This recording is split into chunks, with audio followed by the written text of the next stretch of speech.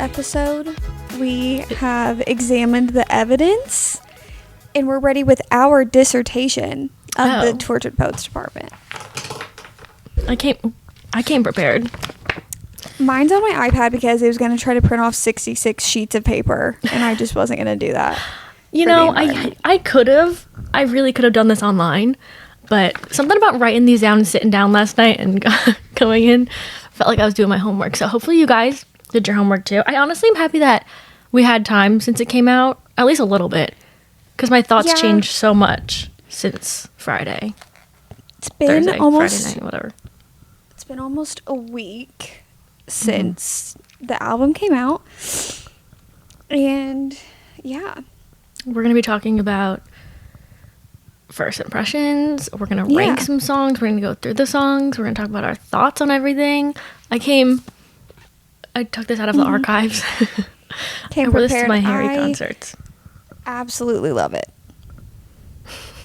You also have a matching phone case. Oh, I love that. I love that though. Thank you so much. This was originally for Harry, but today it will be for Taylor. If you're not watching, my shirt says, "But Daddy, I love him," and so does my phone case, which is kind of fun. Very on brand. Yeah. I thought I should come on theme a little bit. I love that. So what drink do we have sitting by the side of our findings today? I have a matcha. I haven't tried it yet, so we could try it together. Live taste test. Haven't been able to really get a good matcha, even since last episode. They don't taste good. I think it might be the matcha powder I'm using. Maybe that's not good. I have heard that makes a difference. Oh, this isn't that bad. Okay. This is good. You know, you drinking out of a glass reminds me of my Tortured Poets, part of how I had my own listening party of one. And Your just glass that you bought? My glass that I bought. Yeah, so I'm an idiot, and I thought I have a bunch of other glasses. So I just put it under the ice machine and didn't realize I cracked the wine glass. And then I'm sitting there, and I'm, like, recording myself, and I'm drinking out of it. Baby, you have glass shards. Kid you not. No. I laid on the couch, and I started actually, like, hyperventilating. Like, I had to turn the camera off at one point because I was filming my reaction for my Patreon. I had to turn my camera off, and I literally was like freaking out that I had swallowed like pieces of glass. Oh, God forbid. That's actually a fear of mine. No, but I swear on everything, the only way that I calmed myself down was that if it's true that the person on TLC who was addicted to eating glass and like they were still alive, that if I swallowed like a little bit, that I would be fine. Actually very valid. I feel like it honestly depends on the piece of glass you swallow. Like, it could be that one wrong piece that just cuts you. Yeah, but I was also eating popcorn, so the popcorn got stuck in my throat, and I convinced myself that it was glass. Like the kernels. Oh, I hate when that happens. What do you have to drink? I have my water on hand. Gotta have her. And then I have my little baby mini Alani with me if I need some energy. And then also, like, nobody asked, but if I get hungry, I have a banana. Wait, that's so funny. I wish I got a snack before we started this. I want some chocolate right now. That is real. I also wish that I had some chocolate. Also, before, like, I just have to say this because it's been on my brain. I need the crumble cookie taste tests to get off my For You page. I need them to. When crumble cookie, like, first became a thing, I was into it. I was like, ooh, let's go try the new flavors of the week. I stopped. Now it's back with a vengeance, and I can't go a day without so many of them going across my For You page of, like, them trying the flavors of the week, and I can't do it. It's like it's haunting you, because I don't think I've ever gotten a crumble cookie on my For You page. I feel like we have similar For You pages. No, we do, and I don't know why they're on there. And also because the times that I have tried crumble, like, I don't like them. So I'm like, I know that I don't like them. I don't want to go buy them. They're trying to get you back. I'm going to get you back is what they're saying. I remember when crumble first opened near us. We would go before class and, like, body all 4 cookies before we went to class. Horrible idea. Those things, you can take one bite. It's just, like, they're so sugary. Well, and they're, what is it, the word decadent? Because it's thick. I don't like cake. I don't know, like, I feel like you're either a cake person or a cookie person. I feel like you're one of those, and I am more of like if I'm gonna get sweets, I'll just have like a cookie. I can't they do take it cake to the next because level. it's too decadent. And then Yeah. you're turning these cookies into a cake. I think the one that's near me is closing down, actually. Tea. I was so excited when they opened. Now I don't even think about the cookies. They're not my favorite type of cookies. They're like cake in the form of a cookie. I would rather, honestly, just go to Target and get the Nestle Toll House cookies and make them at home. So good. Oh my God, I wish I had one right now. They're so good. I kid you not. It's like Isaac loves making those. So sometimes he'll be like, should we go to Target and get cookies? We will get them. And between him and Jared, they're gone. They're gone. Yeah. Like they don't even last till the morning. Remember me and Haley made like that one and the Pillsbury ones? Pillsbury just doesn't hit the same. And you can't say that it does. No. There's something about the Nestle ones. It's like nostalgic chocolate chip cookie that hits every time. A little bit thicker. Okay, we're getting into a cookie review. And I took us there, so I'm sorry. Can you tell we're hungry? My banana says everything that you need to know. But yeah, we have our DOTEs. We're ready to dive in. I do want to say that I came across this the other day, and I did try to track down the TikTok, but I thought I liked it, and it went into the void of TikToks that I thought that I liked. I guess I didn't, and now I cannot find any longer. People have a speculation that this is not the last of what is to come for the album releases. I can't even think of anything more. I thought that this was going to be the end of like all the eras. Like this is like the completion of the eras. I think we got tagged in a TikTok about that, and I had seen like the start of it, but then it was like too much brain power for me right now. I'll come back to this later. Yeah. But that makes me so nervous. I do want to preface this by saying I don't believe this. Like, I just don't. But the person did get me believing it for a split second. And it's like that Taylor Nation and Taylor herself have been very intentional with the wording around everything with the release. And when talking about Tortured Poets Department, the anthology, she said this is the second installment of, you know, the whole entire thing. And so that got this person I saw the TikTok, they said that's weird. Why would she say second installment versus like final installment of like the whatever? That's and I was like, I mean, but I feel like you can go either way. Like if there's only two, you're not going to go final installment. Like if there were more than two, I'd understand you'd be like final installment. But it also, maybe she's her first post before the second drop came out, it said something works, like plural. So she kind of like hinted something else was coming. So everything she does is intentional, so I really wouldn't put it past. And it is, because this guy also, he said like a bunch of stuff, but what I can remember off the top of my head is that also they had been on Tortured Poets Department on the highlight, there's 3 hearts, and that they like the only reel or something up is the one of the clock where it clicks 3 times.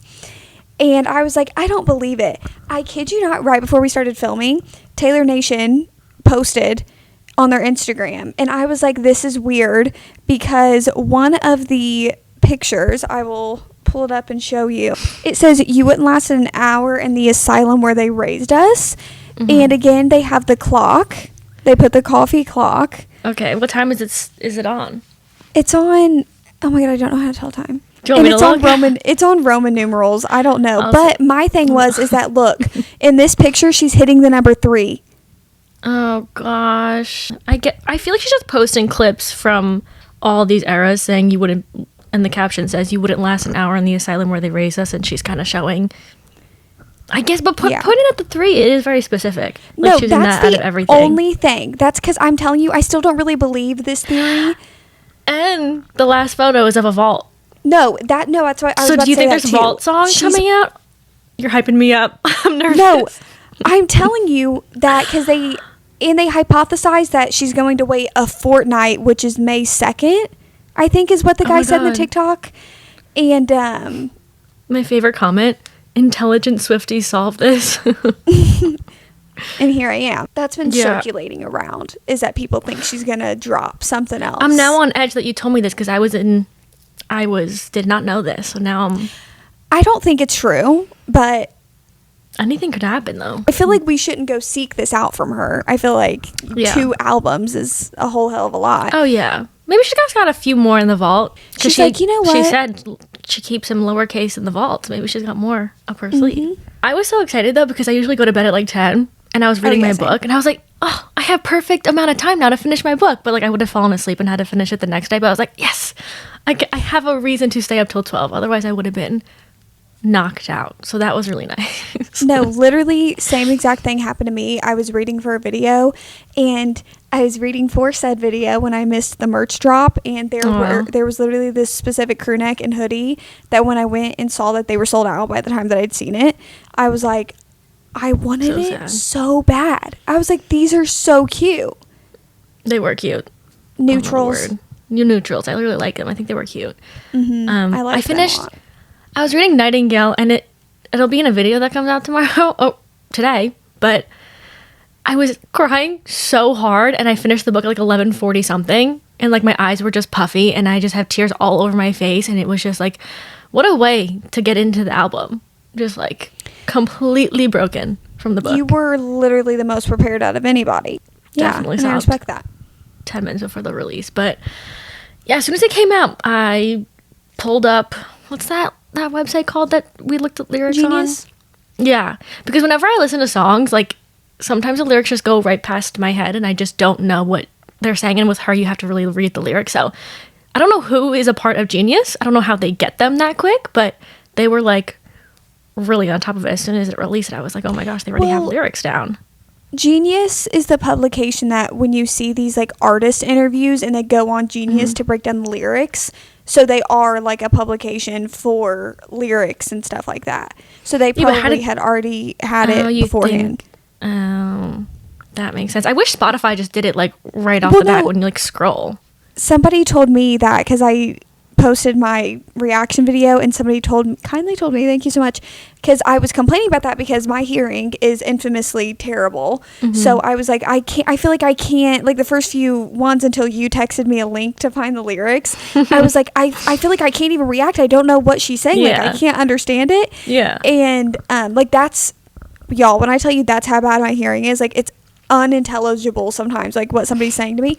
So somebody told me that Apple Music automatically has the lyrics every time. Really? I mean, I have both, so I could have just went on Apple Music. Oh, you do have both. I googled it after, and I was like, when does Spotify get the lyrics on it? And it says it takes up to like 24 to 48 hours. And it was a couple days later, I was like, oh, they have it. And I've been on Genius for a couple of days reading lyrics, but the Spotify had it.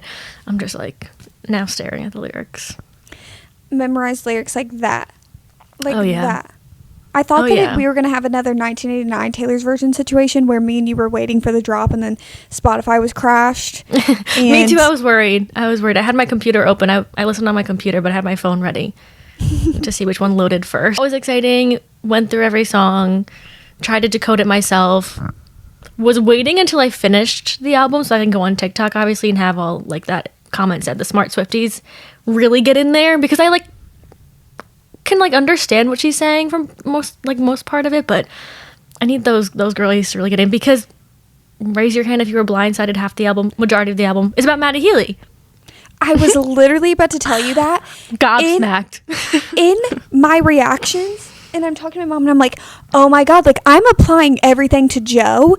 Yeah. And keep this in mind that when she's talking about like the you loved me but you needed me but you needed drugs more, whatever how the lyrics goes, and like she kind of hints at like doing drugs all the time. I was like, Joe was doing drugs. I know. I was like, wow, I didn't know that Joe was like doing drugs like that.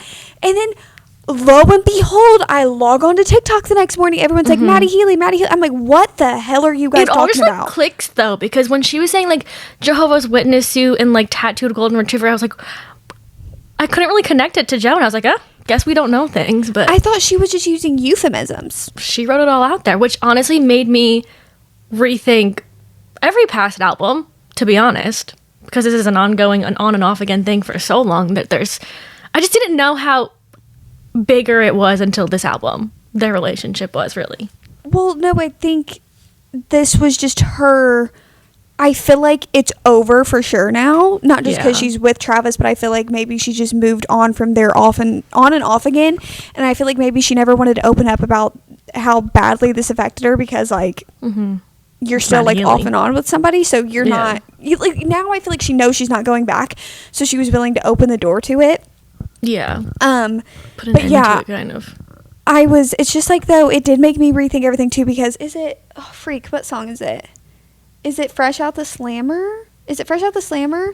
Where she says, weave you into all of my poems. I was like, oh, so this has been a thing. So let me go back and see where he's at, because this means that for years you've been writing about him. Yeah, when I said her quote, like I said before and to you the other day, the lowercase she keeps in a vault, and I was like, how many songs, how many albums are lowercase? And like all the like the vault lowercase, like I was trying to connect all of that, and it's just so crazy.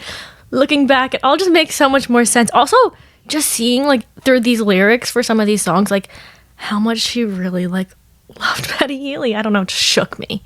Well, and somebody just posted today a clip from a 1975 show back in 2022 where, like, I guess I'm not a big 1975 person, but I guess like at their shows there's like this thing with the door, and they knock on the door, and usually that's how like Maddie Healy enters the show or something. And it was her. She like came to the show in 2022, and I was like, yeah. Okay. That's crazy. Like, and I saw the timeline the other day of like back in like, was it 2014 or something? She's wearing like a 1975 shirt. I mean, literally, she says in one of the songs, a decade. Yeah. The decade would play us for fools. Which is, I didn't keep up with Taylor that much during my like One Direction era back then. I feel like I just fell off with like keeping up with her until a few years ago. But then, remember when he showed up to one of her shows? Like one of the recent shows? Yes. I was just so, and everyone was like speculating them being together, and I was like, no? Oh gosh, I had no idea. No, and that's because people were talking about that, and I told Sarah this, that I don't know what episode it is. I said, but it was literally just a few episodes ago. I don't remember if it got cut, but even I was telling you that I brought back up Maddie Healy and Taylor Swift. We were like talking about her, and I was like, does anybody remember like her and Maddie Healy? Like, what was up with that? Am I a psychic? Guys, I said Destiny can predict literally everything at this point in the pop culture world. Like Emma Chamberlain, there was like another thing that happened recently.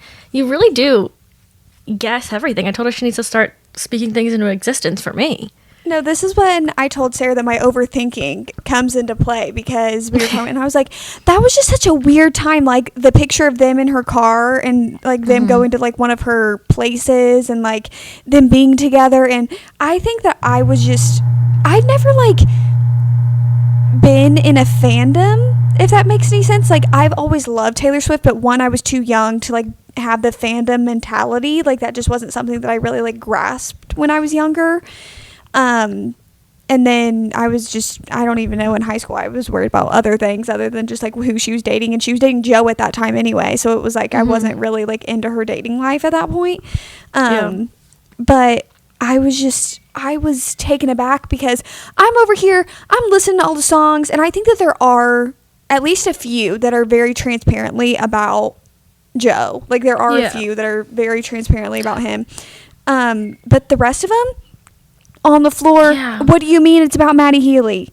Well, I think it's because he was so weaved. I don't know if it's like within the 6 years they were together, but like fresh out the slammer, like she's getting out, she's going right back to Maddie Healy, and like all these different things. So being on and off for so long, it like could coincide with the timeline of being with Joe, which is crazy that this whole Joe was, I was like, Joe's crying and shaking in the corner. He's not.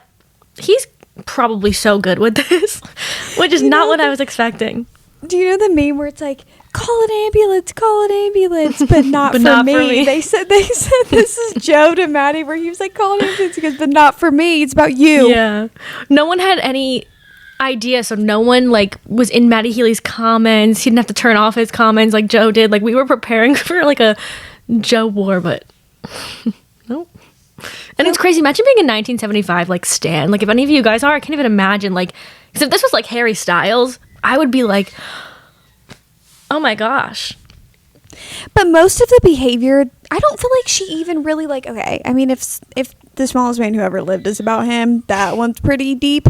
But for most of it, it just seemed like not too. Like I don't feel like she was going too deep in like really negative things about him. Oh yeah, it's gone. The thought is gone. Whatever I was on, guys, I'm sorry. That thought is something gone. about Maddie Healy.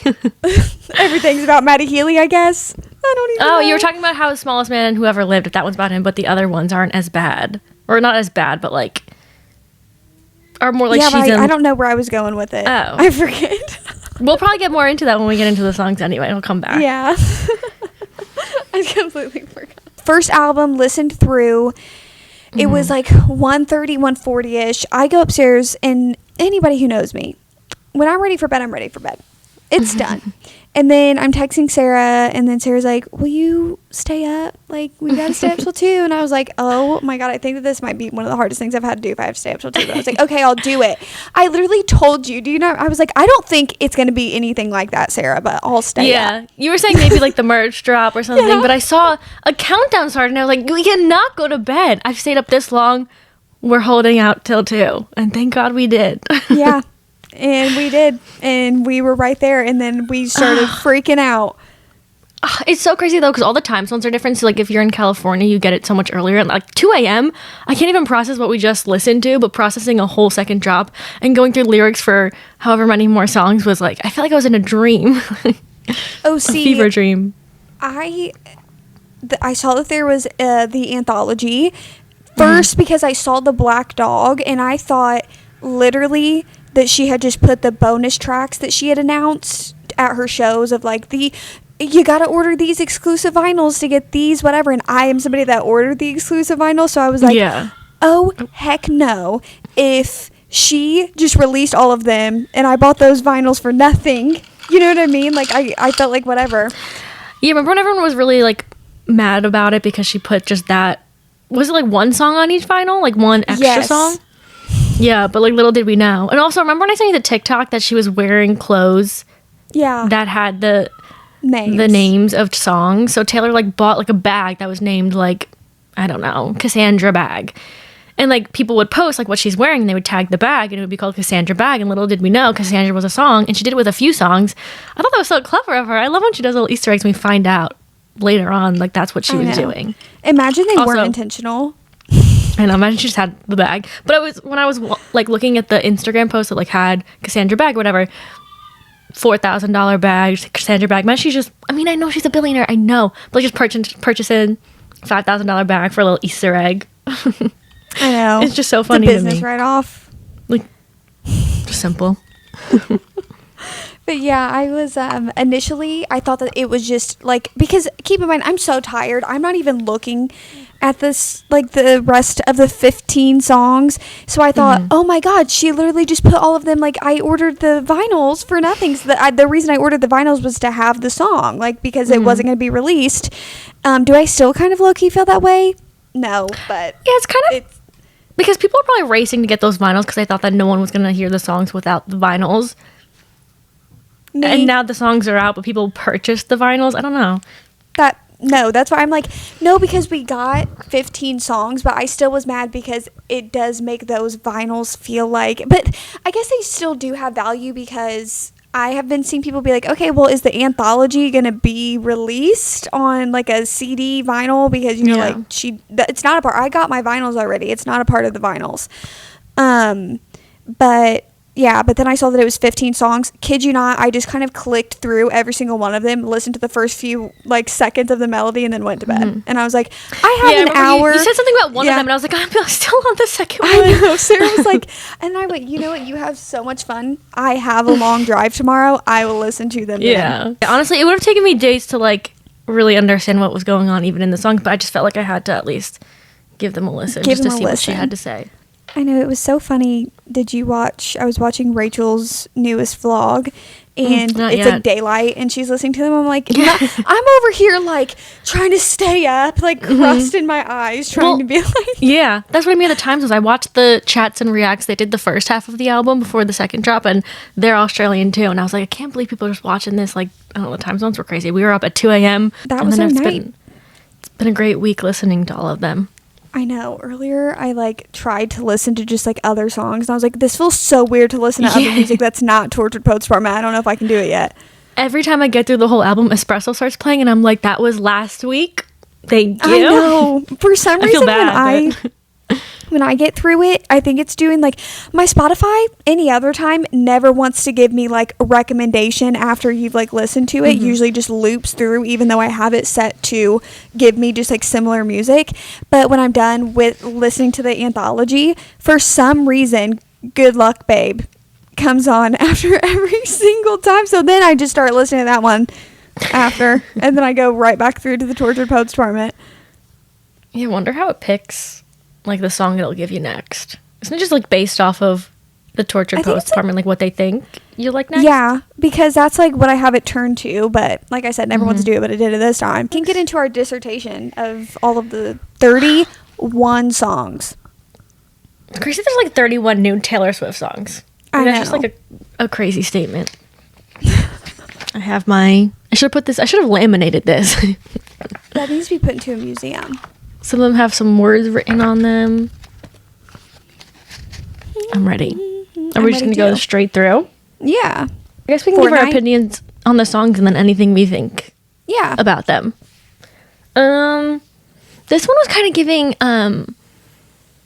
Okay, well, I know that Post Malone, like, isn't very much in it, but I do think that he's in it, like, enough low-key. Like, his, like, vocals are very nice to hear through it. I do wish he had like more to it, but I kind of don't mind that he's like not really in it. Like the Lana Snow on the Beach, like I like that she put another one out that's like more Lana, but this one I didn't mind that he wasn't like fully in it, you know?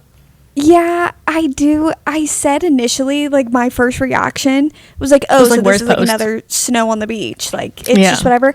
I do feel like I understand because he does have a lot of vocals in it. I want artists, if you're doing this, say with. If it's going to be just vocals in the back, say with. Do not say featuring. Because Florence and the Machine is a feature. She has her own verse. Absolutely. Yeah. This is not a it just feels a little misleading. But I do think the song is great the way it is. I do think that I just prefer it that way with like his vocals. And he does have a little, the like bridge. The last one, yeah. Yeah, he has a little bit of just like his own vocals. Sounds good. Yeah, of course. What are you gonna let's rate the songs out of 10. This is hard because there's so many songs. Yeah, but it's each their own individual rating. Okay, I like this song. I'm gonna give this one 7 out of 10. I gave it a 7 out of 10 too. Okay, that feels right because it's not my favorite, but like it's really good. No, like when I'm in the car and I'm listening to the album, if I've already listened to it, I am going to skip it. Like, it's kind of a one time per ride. Like, some of these songs, I could play them back to back to back. But this one, it's like a one play. You get one play in the ride. Before we continue with the song, which ones did we claim? Which ones did you claim last episode? I forget. I remember mine. But did I claim any? I thought that we just went back and forth about which ones we initially claimed. I couldn't remember. I just remember saying, if I claimed any. Oh, maybe you didn't. Did I just claim some? I think you said, but Daddy, I love him. Yeah. And you said, I don't remember. I think it was If I Can Fix Him. Yeah, it was. But you don't have any? I literally don't. Either I don't remember or I think that we got carried away and I didn't even claim any. Aw. Okay. Anyway, I have a lyric I'm going to point out. At the end, like, I don't have where it says, like, pre-chorus, chorus, so, like, I don't know what part of the song it is, but it says, I've been calling, you won't pick up. Another fortnight lost in America. Moved to Florida. Buy the car you want. Like, hinting at the Florida song. Moved to America. I also wrote that in my notes of the... I don't know, the metaphor of Florida that's repeatedly used. What does Florida mean? Because when I saw her, like, somewhere explain the song Florida, which we can get into, didn't really understand it. Oh. I'll explain that one. That one's fun. I love that one. Okay, thank you so much. When we get there. The ones... What I have highlighted is the beginning of the song is I was supposed to be sent away, but they forgot to come and get me, is a callback to the end of Hits Different, where she says, like, oh, is that your key in the door, or have they come to take me away? Yeah. Slayed with that transition. On the part where she says, I hope you're okay, but you're the reason. No one's here to blame, but what about your quiet treason? So sad. See, for me, I was like, I took this as, and I have this annotated in here, no one here's to blame, but what about your quiet treason? Kind of implies that nobody necessarily did anything, but the quiet treason is like slowly fading away. Like you quietly like left the relationship. Yeah. I don't know. That's how I took it. But I also took where when she keeps saying like the now you're in my backyard turned into good neighbors with your new girl, I took that as like you're running in the same like social circles, so you keep seeing each other out, so you're still very close to each other, and she keeps seeing the new girl in the social circles. Yeah, that part I didn't get, but that makes sense. I also don't know why all artists talk about February in a bad way. Like her saying stuck in an endless February, and I'm pretty sure Olivia Rodrigo in her new album, she says something about February, like being stuck in February. What does it mean? Maybe they don't like the winter. Maybe. Go on to Tortured Poets Department. All right, what would you rate this one? Oh, man. I think I'm going to rate this one a 6. Maybe? I don't know. No, that's really valid. I'm trying to think of what. I'm trying to like hear it. I think I'm going 6.5, almost a 7. Okay. It's almost the same level as Fortnite, but like this one was so funny because when we first heard it, we were talking about Joe, like the night of listening to it, and Destiny was like, what'd you say about the typewriter? He's probably on his typewriter right now or something. Oh yeah, I made a joke of something like but then people started drawing it back to Maddie Healy has an interview where he talks about his typewriters. Okay. Well, it makes sense because in this song, she's like, we're not like the tortured poets, like these famous artist people, like modern idiots. Like we're literally dumb. Not like dumb, but you know what I mean. We're not on the level as them. Yeah, I took it as maybe he's a little pretentious, like with his typewriter, and thinking that he's this like modern day tortured poet, and she's like, no, we're modern idiots, we're not this, like I imagine them like in an argument, and she's just kind of laughing at the just like insanity of it all.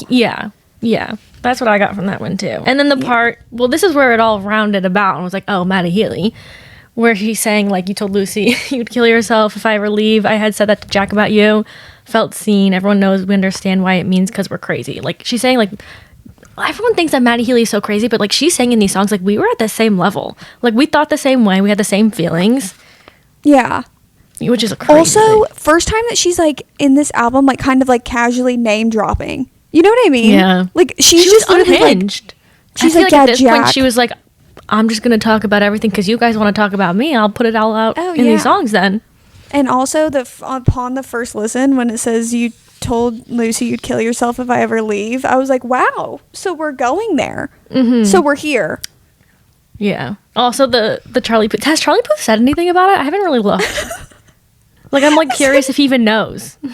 Has anyone heard from Charlie Puth? That was the most... Can someone check on him? Random, and I'm going to say it feels so out of place in the song, like to randomly just say we declared Charlie Puth should be a bigger artist. Like maybe it was like a nod to a super personal conversation within the two of them that we're all just completely, gonna say like if Maddie listens to this, only he knows what she's talking about. But still, upon the first listen to say you smoked then ate 7 bars of chocolate, we declared Charlie Puth should be a bigger artist. What? What? But he hasn't posted. I just checked his TikTok. He hasn't posted anything. She also Charlie Puth, we're gonna need you to say something. Yeah, please. We need a statement. She says, "I chose this cyclone with you." Like she chose. Well, no, it's like being in it. You know that this person is low key toxic, little crazy, but you're for it because you're gonna match the energy. Yeah, she's like just as crazy as you. I feel the same way. Yes. Also, I took this part, the whole entire at dinner you take my ring off my middle finger, put it on the one people put wedding rings on. I felt like this was, and she kind of, I feel like goes into this in different songs of the whole entire like fake promises, promising so much to keep her, to feel like, you know, it's empty promises, but he does manipulative kind of things like that, knowing that that's what she wants to keep her. Yeah, because he knows that she. Yeah. Yeah. Yeah, I see that. She does talk about that in a few of the songs, like Yeah. talking babies And like and we'll circle and, back to it. One specific one where it feels like she keeps on saying like that's kind of the behavior that whoever this is about. All right. My boy only breaks his favorite toys. I knew this is one of your favorites. I knew it. The fact that people look at me, they're like, Destiny, what's wrong? Song 10 out of 10 for me. I don't know what I would rate this one though. I would give it 8 probably out of 10. She ate. Not my I mean, it's really good though. I do listen to this one like very often. I like the lyrics of this one too. I like the way that like what she's saying in the song. Love the lyrics. Like even in the beginning, it says voices in his head called the rain to end our days of wild. Like he's telling himself now it's gone so good. Like whatever. He's now telling himself like in his head, yeah, let's end it now. And she literally says on the previous song, the sickest army doll. I was like, connecting into like Great War or like You're Losing Me, like front lines, Only Your Army. I feel like there's a lot, and I was gonna say this, I feel like there's a lot of songs in the album that could relate to multiple, even we honestly, it doesn't have to be about them too, but we honestly don't know who they're about. Like there are some of them that it's like, okay, yeah, I think this is who it's about, but I think that it could apply to a lot of her exes, and that's, you know, a lot. But I do feel like in this case, if we're focusing on these two, I feel like it could be about either one of them. Yeah. This one is really like, because it fit to write puzzle pieces dead of night. Like it was too good, and they were scared of commitment. Yeah. And they were like, let me put her back after taking everything from her. This one, this specific lyric kind of makes me feel like it could be about Maddie Healy, because it says there were a litany of reasons why we could have played for keeps this time. I know I'm just repeating myself, put me back on my shelf, but first pull the string and I'll tell you that he runs because he loves me. I love that part. Pull the string. I'll tell you he runs because he loves me. I love that part. Because it's like a repetitive thing that she probably tells her friends and herself. Their relationship, as we know of, is like on and off. She says like, put me back on my shelf. Like put me back where you put me when you're done with me. And then take me back off when you're ready for it again, you know? Yes. Also at the end, it says, stole my tortured heart, left all these broken parts, told me I'm better off, but I'm not. Heartbreaking love. Heartbreaking. I love when there's a few songs in here that are just so sad. It's a bop. Next you one? Can bop you to mean? the song. Next one, you mean? Down Bad, if you will? Next one is Down Bad. What do you... This one makes me just want to do a little shoulder move. I'm going to rate this one an 8 out of 10. The beat to this one, it's there for me. I don't know. You? What are you thinking? I don't know.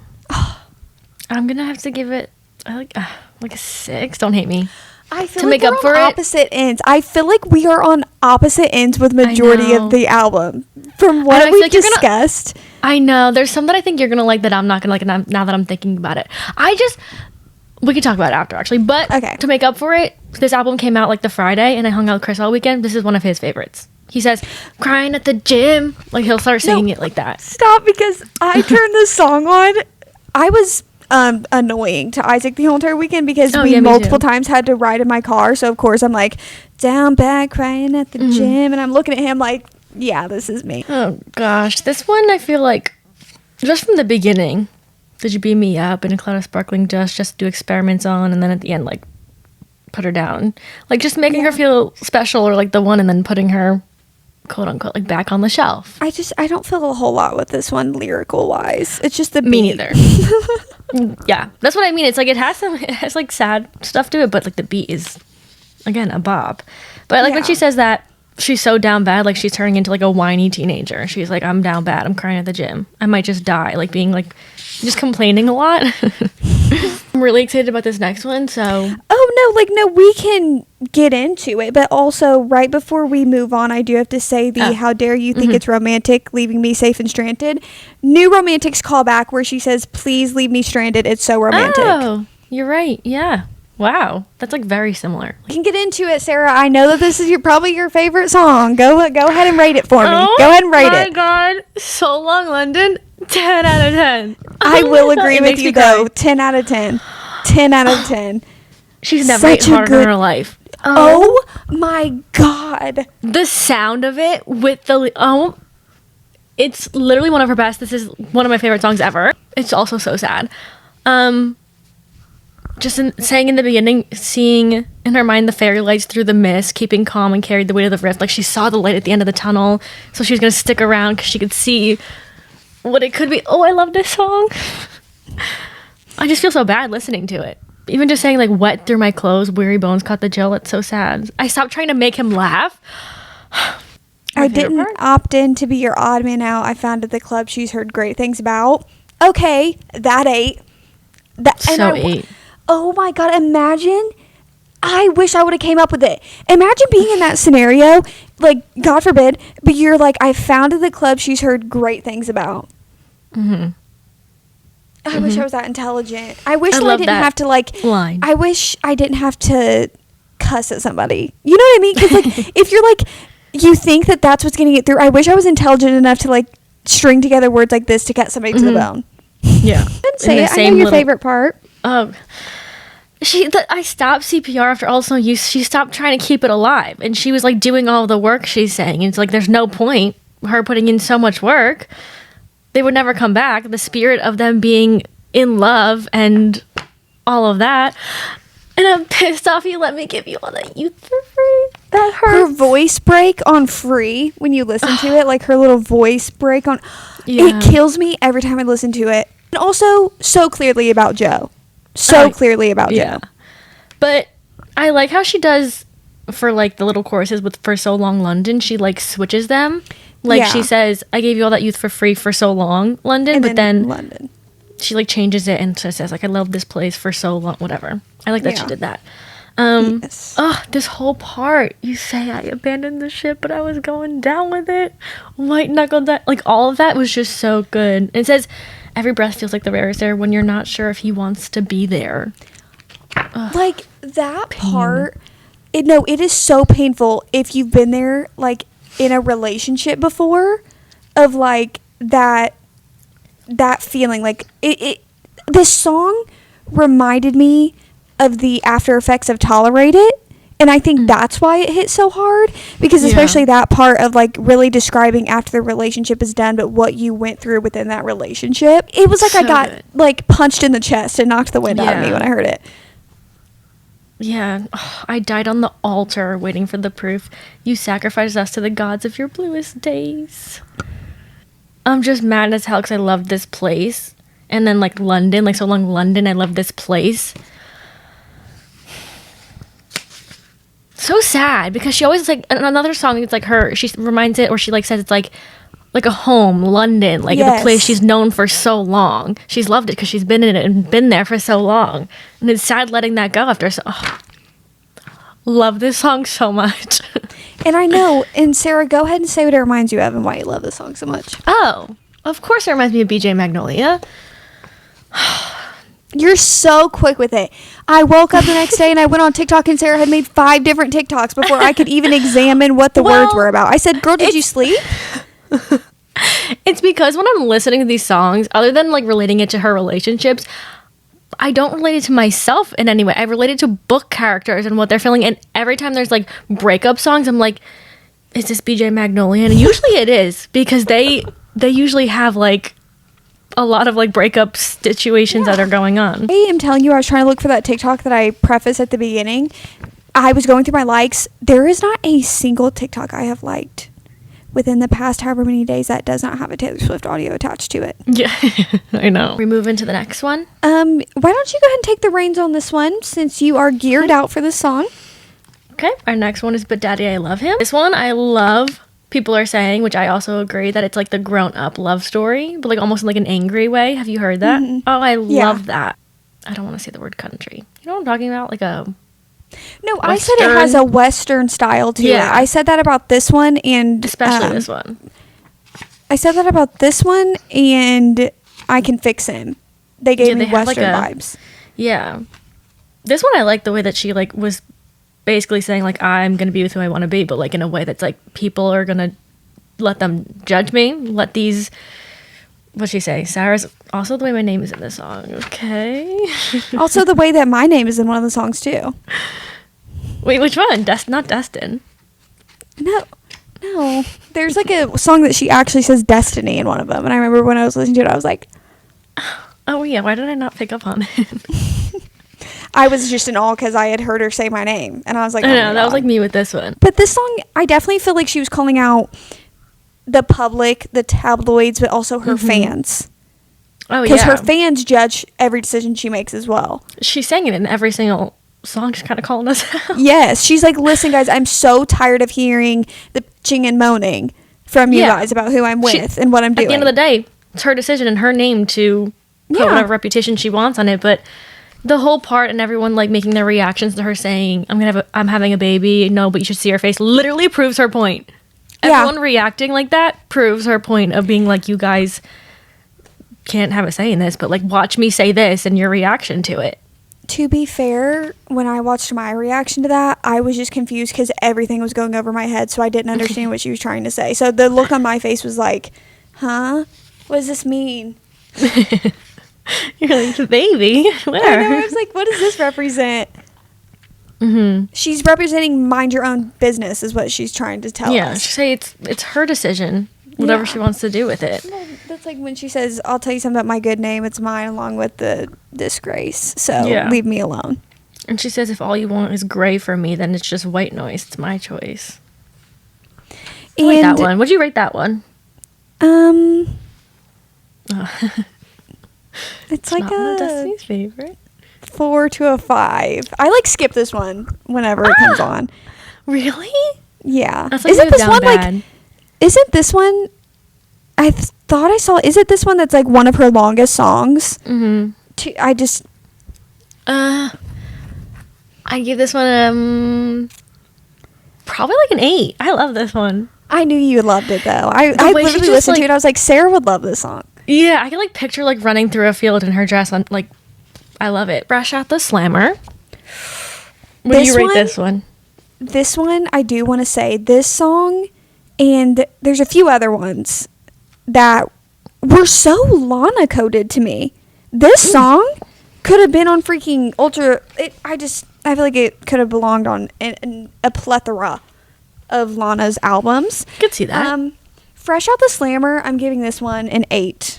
I love this song. I Me love too. this song. I just like the feel of it. Oh, I love this. And it's the lyrics of this one too is crazy. She's like, I've literally been in jail in this relationship. I've been in jail and I'm coming home to you. Well, no, she essentially is saying like, fresh out the slammer. Oh, another summer taking cover, running thunder. He don't understand me. So it's kind of like fresh out the slammer, this long-term relationship. He doesn't understand me, not like you do. So I'm running straight to you when this is over. Because handcuffed to the spell I was under for just 1 hour of sunshine. Like when you're in jail, you get that 1 hour outside or like to do stuff. She's like in the relationship, she got 1 hour of good sunshine. And sunshine kind of relates me or makes me think of daylight. Yeah. And you know what, and though? Says, if we're talking about like so long London and at the end of the relationship it was misery, it probably would feel freeing and like you're in the light again to be out and be single and running back to your situationship. Yeah, she said she was in the shade of how he was feeling, but it's gonna be all right. I did my time. Oh, this is the song where she said swirled you into all of my poems, and I said years of him being in her songs. Yeah, and she says to the one who says I'm the girl of his American dreams, and no matter what I've done, it wouldn't matter anyway. And I feel like people are really focusing on this because it's brand new information. Like if this was a relationship that everybody was kind of already in the know about, I don't think it would be as big of a shock in people talking about it. But her saying that this is like a decade-long thing, which you get into in Chloe, Sam, Sophia, or Marcus, so later on down the road, where she basically said, hey, for the past 10 years, whenever he gets out of a relationship, I get out of a relationship, that's who I'm running back to. Yeah. Then we have Florida. Florida. What do you rate this one? I'm rating this one a 7.5. Yeah. I would give it the same rating. I love this one. I also think that Florence's voice.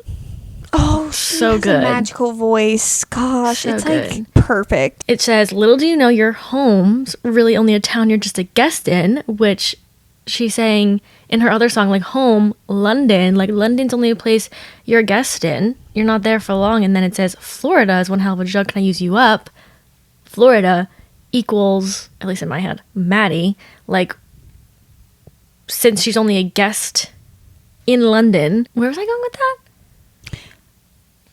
You know what I mean.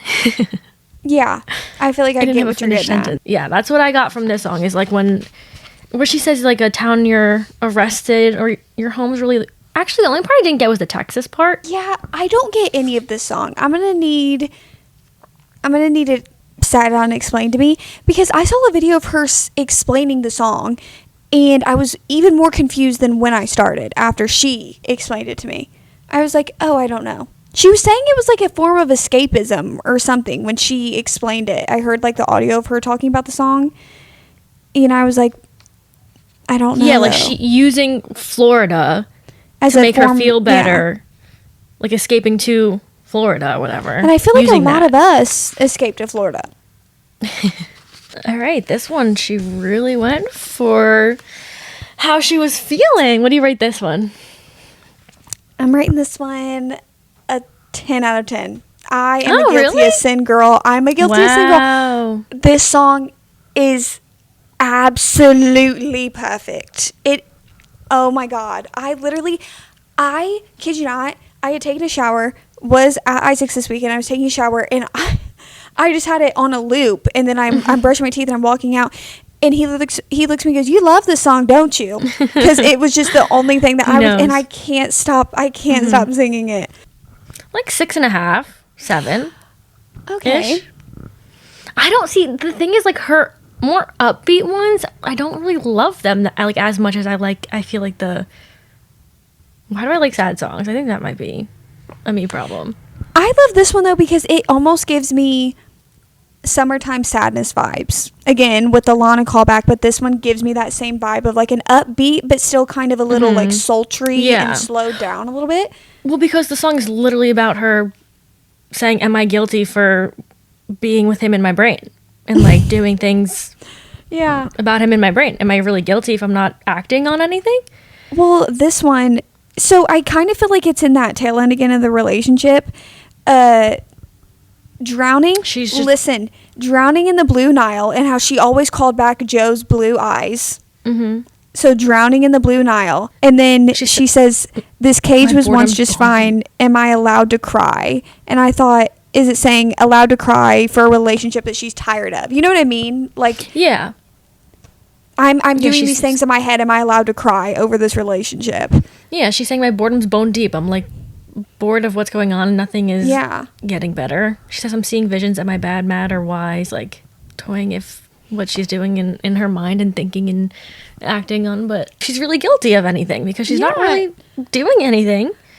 And what does it say down here? It says we've already done it in my head. If it's make-believe, why does it feel like a vow will both uphold some sow? Oh, this is the one that says, "I keep these longings locked in lowercase inside a vault," which I'm like, there's so many lowercase songs and vaults. And and Sarah J. Maas posted this one and said thank you to Taylor Swift. So I'm like, what does that mean? We can move on to Who's Afraid of Little Old Me. This one was my first impression, like I told Destiny, favorite song. Still stands true. This one is a 10 out of 10, 12 out of 10. You told me that. You were like, and then I initially, but I was getting tired by this point because this is kind of like the tail end of the first album. Mm-hmm. And I was like, I don't love it. Like, but I don't even think I listened to the whole entire thing all the way through because, again, I was tired, and the vibe of the song at first, I was like, what are we talking about? Mm-hmm. And I couldn't hear the lyrics, so I was kind of checked out. But Sarah was like, I love it. And I was like, what? And then this is literally a favorite from first listen. As I have listened back through it, it is also one of my favorites. I would give this one like a 9. She ate so hard with this. This is literally her saying, people have talked about me so much. They made me out to be this horrible person. She literally said, if you wanted me dead, you should have just said it. Nothing makes me feel more alive. Like, you can keep talking about me. And she's like, who's afraid of little old me? Literally, she is so powerful. Like, okay, who's afraid of me? Oh, I love this song.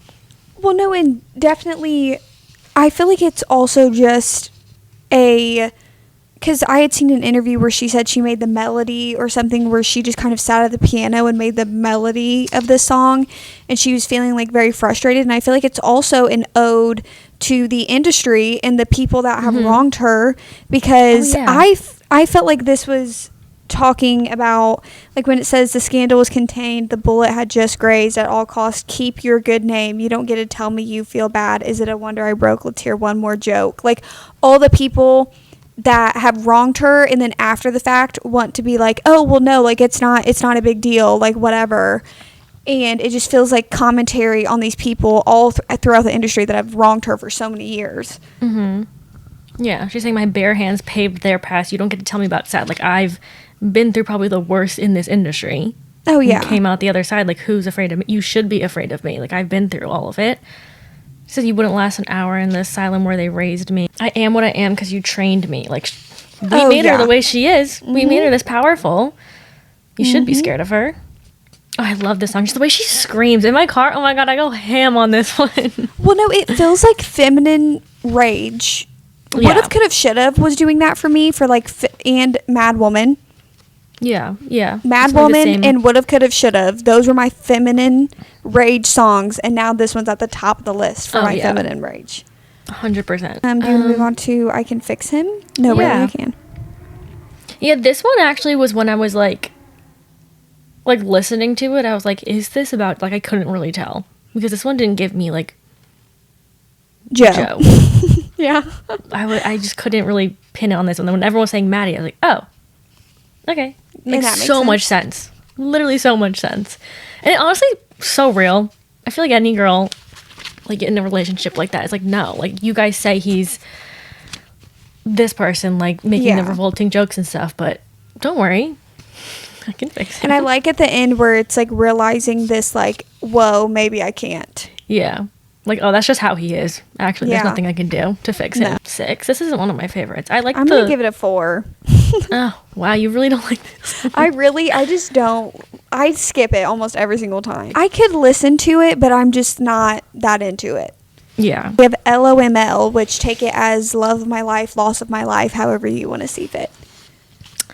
Another one of her best. I love this song. Oh, what are you going to rate it? 8.5, 9. Wow, this one's high up for you. Oh, yeah. That's crazy. What are you going to rate it? I'm scared. I'm giving this one a 5. It's just, for like, there are so many sad songs on this album that when I think of a sad song, I have to think of a sad song that is worth making myself sad. And this one, it just isn't one of them. Okay. That makes sense. This one, though, when I was, like, reading into the lyrics, it's like, who's going to stop us from waltzing back into it? Like, we know the steps. Like, we've been here before. Like, the whole on and off thing. Like, we were just kids. I thought it was better safe than starry-eyed, which, like, I thought it was better with, like, this safe, felt safe of a relationship rather than, like, starry-eyed with whatever, Maddie. Which she says starry-eyed in another song towards him, I feel like. She's saying, like, you said I'm the love of your life a million times. Clearly didn't mean anything because you're the loss of my life. Oh, this one. Well, and the part that I like is a still alive, killing time at the cemetery, never quite buried. Like that imagery of the, like, we're here, but we're not buried yet. Yeah. I like the part where she said at the end, I'm combing through the braids of lies. Because, you know, when you're, like, trying to comb through a braid, like, you can't literally do it. And there's so many. I like that part. Yeah. This one's one of my favorites. I think it's just really, I just like the lyrics of it and the sound of it. It's like a good sad song. I Can Do It With a Broken Heart. What's your ratings and thoughts about this one? Rating? This is actually one I skip. I just like, unfortunately, it's too upbeat. me too. It's too upbeat. It reminds me of, like, Bejeweled, and I never listened to Bejeweled. Not that it has, like, the same lyrics as Bejeweled, but, like, the upbeatness of it. I'd give this one, like, a 5, probably.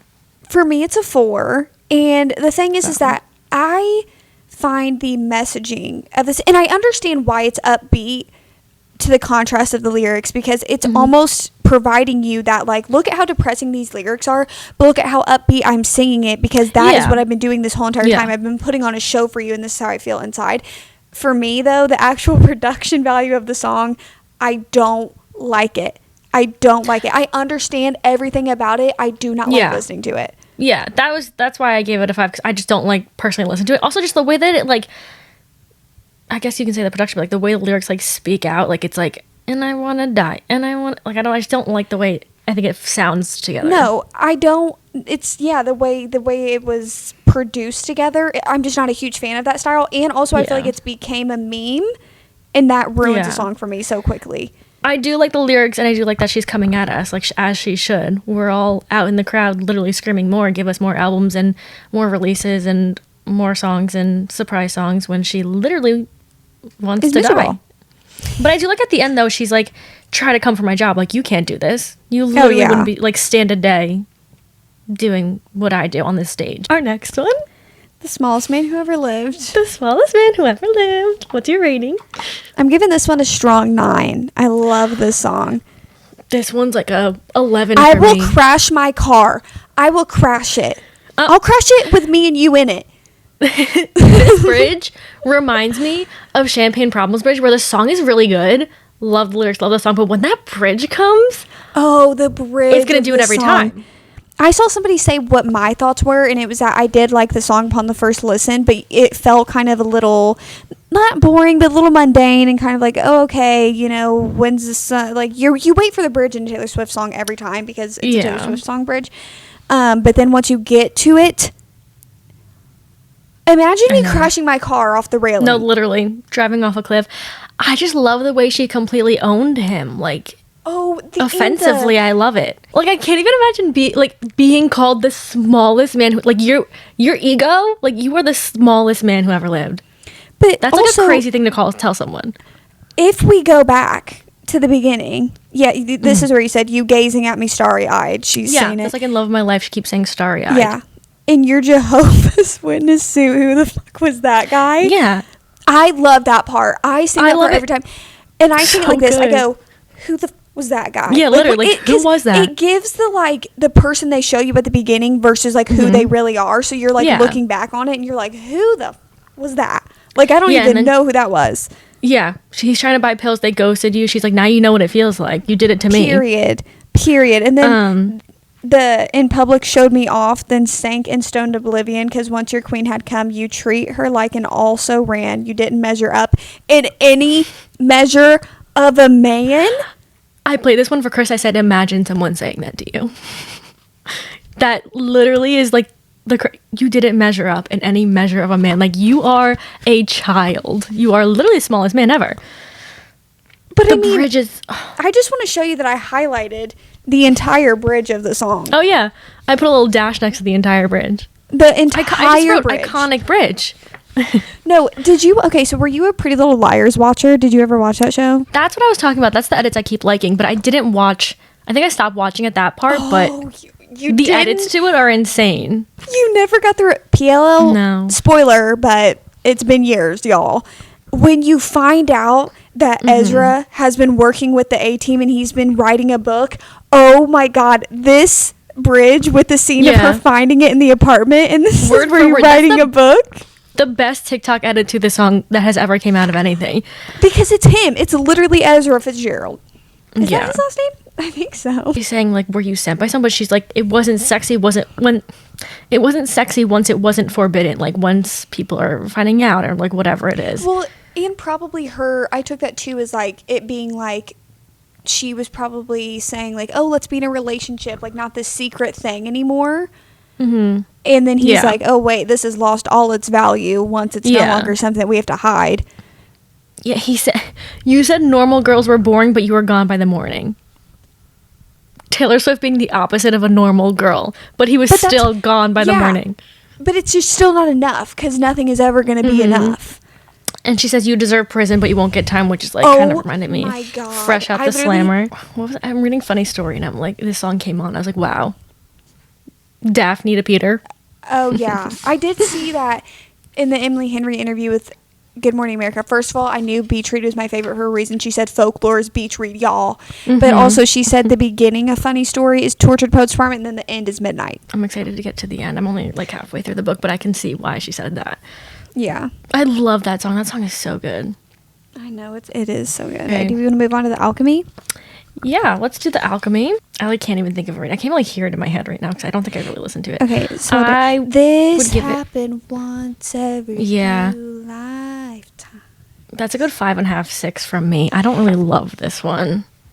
The only thing is that with the way she says this lyric, like, what if I told you I'm back? The hospital was a drag. It like scratches an itch in my brain. We're sleeping. This is kind of, it sounds also like, you know how she says in the Fresh Out the Slammer, like, once I get out, like, I'm coming straight to you. But like in this one, she's like, when I touch down, call the amateurs, cut them from the team. Like, when I get back, cut everyone off, cut the other girls off. Like, I'm the one in your heart. It kind of reminds me of what that song is saying. Yeah, it does. And also, I'm stupid. 100%. I don't get what she means when he jokes that it's heroin, but this time with an E. I know that spells heroin as in like the main woman in like a whatever. But do you really think Travis is over here saying that? Do you know I think some of this part song feels like a Travis song, but I don't think this is a Travis song. I see the TikToks. All of it is, because the second half, like, touchdown, that feels Travis-y, but for some reason the first half doesn't really feel Travis-y. Well, no, because I didn't get it. Also, this part right here, it says, "Hey, you, what if I told you we're cool? That child's play back in school is forgiven under my rule." Yeah, I don't really, like, this one's hard to decode, I feel like. I don't know, but it definitely is about him. Cheers chanted because they said there was no chance trying to be the greatest in the league. Where's the trophy? He just comes running over to me. Maybe they have an inside joke about I don't Not know. about heroin, but I don't know. Can someone actually tell us about this one? Yeah, I don't know. Also, those blokes warm the benches. We've been on a winning streak. It just kind of feels like the language though that she's using in the second half is like the sports analogies. Like that's what she's using. So I don't know. This one's hard for me. I could see it being about like Travis and stuff. I just don't really understand it fully. Moving on to Clara Bow, a funny antidote that I want to say is that somebody posted that their roommate thought it was about Clara Bow, like the cow from Mickey Mouse. That was really funny. Imagine. But yeah, what are you rating this one? I don't listen to this one, but I love the message she's telling us through this song. I was literally going to say the same exact thing. I do not ever like play this one, seek it out, but I love the message of like the endless cycle of this industry. I give it like a 4. Like, it's not my favorite to listen to. Oh yeah, no, same. Honestly, I love the messaging. It's just that what I compared it to is how Marjorie is above it, but like how I don't seek out listening to Marjorie, but I love the song Marjorie. Yeah. But I don't ever, like, most of the time I don't seek out listening to it. Knowing, like, before when we were all like speculating Clara Bow and who Clara Bow was, like, this one, when I first listened to it, I didn't understand what she was saying, and at the end she like put her name in it. I was like, literally, why did she do that? And then I kept listening to it and then saying like, why, like, then thinking like, why is Stevie Nicks' name in it? And it all just like kind of clicked, and I was like, wow, that's actually a really crazy messaging. Also, like, ending out the first album, we were thinking like on this, and ending it like with her name, saying like, this is now our generation, which is Taylor Swift, and all these like young girls, impressionable girls, and like people, managers going up to them and being like, you can be the next Taylor Swift. I think that's such a crazy way to end it. Yeah. And the thing is though, is that I saw a lot of people say that they didn't understand why she put herself in it, or they didn't understand. I understood upon the first listen what she was getting at was like, you had Clara Bow, and then Stevie Nicks came in, and she was the next like Clara Bow, and then Taylor came in the game, and it was like they were looking at her like, you're the next Stevie Nicks, like this powerful woman dominating the industry. And then now it's like whatever young impressionable artist is coming up, you are the next Taylor Swift.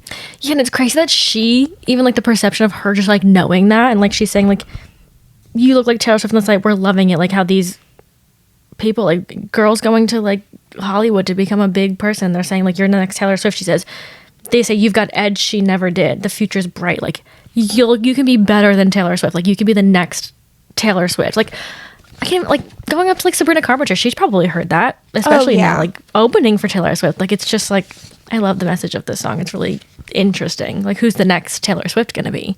I do love the messaging of the song, but just playability, it's a 4. It's a low playability. I agree. To end it off, did you rank the first album? I did rank the first album. I have this in my notes. Let me look. Okay, I think I have it. Is there 16 first songs? Yeah, there's 16. I have 17 because I put one song twice. Oh, okay. All right, what do you have at 16? I have Clara Bow at 16. I have I Can Do It With a Broken Heart. That feels really mean because she's coming like at fans and stuff. I'm like, that's actually my least favorite. It's just the I genuinely think it's just the way of the melody and stuff in that song. Yeah, this ranking is more of like, which ones do I listen to most when I get in the car? No, and that's what I'm ranking them on. This is like, if I said this in my whatever, these rankings are based off of if I have a 10-15 minute drive, these are the songs. Yeah, which one am I picking? Number 15, what did you have? Clara Bow. I had LOML at 15. Oh my god. Okay, what do you have at 14? I put I Can Do It With a Broken Heart. Okay, I have Alchemy. Okay. What's your number 13? The Tortured Poets Department. I have But Daddy, I Love Him at 13. I'm like, this is painful. Okay. Number 12. Down Bad.